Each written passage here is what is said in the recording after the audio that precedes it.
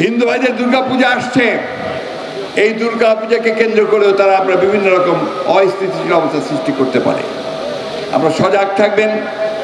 আমি হিন্দু ভাইদের কাছে অনুরোধ জানাতে চাই যে আপনারা বাংলাদেশের নাগরিক, স্বাধীন বাংলাদেশের নাগরিক।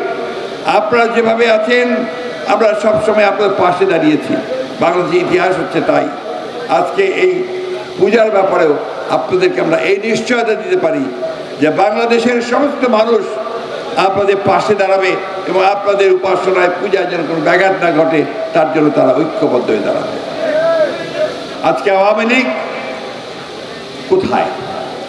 আওয়ামী লীগ পলাইছে, কিন্তু লোকগুলো এখনো ভিতরে আছে এবং তারা বিভিন্ন রকম ষড়যন্ত্র করছে।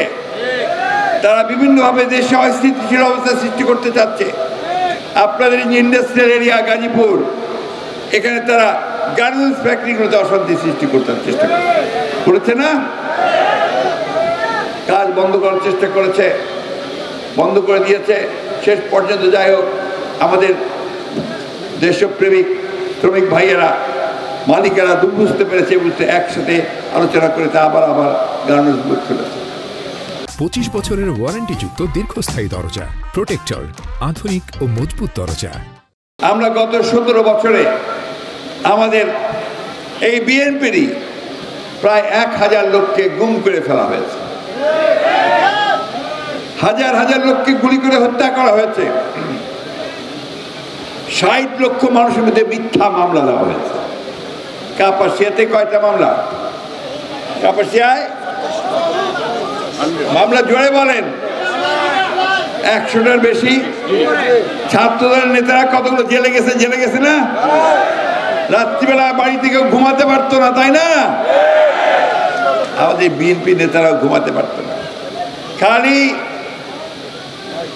কোর্টে যাও, হাজিরা দাও, আবার না হলে ওই পুলিশ এসে আবার ধরে নিয়ে যায়, আর টাকা চায়, টাকা দিতে না পারলে আবার আরো ধরে নিয়ে যায়, মামলা দেয়, ঠিক না?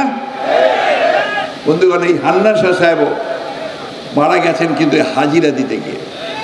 হাইকোর্টের ঢাকা কোর্টে যখন উনি যাচ্ছিলেন তখন ওইখানেই তার হার্টের ব্যথা শুরু হয়, তারপরে তাকে হাসপাতালে নিতেই তিনি চলে যান। ব্রিগেডিয়ার হান্নান শাহর সঙ্গে আমার জেলের মধ্যে একটা স্মৃতি আছে।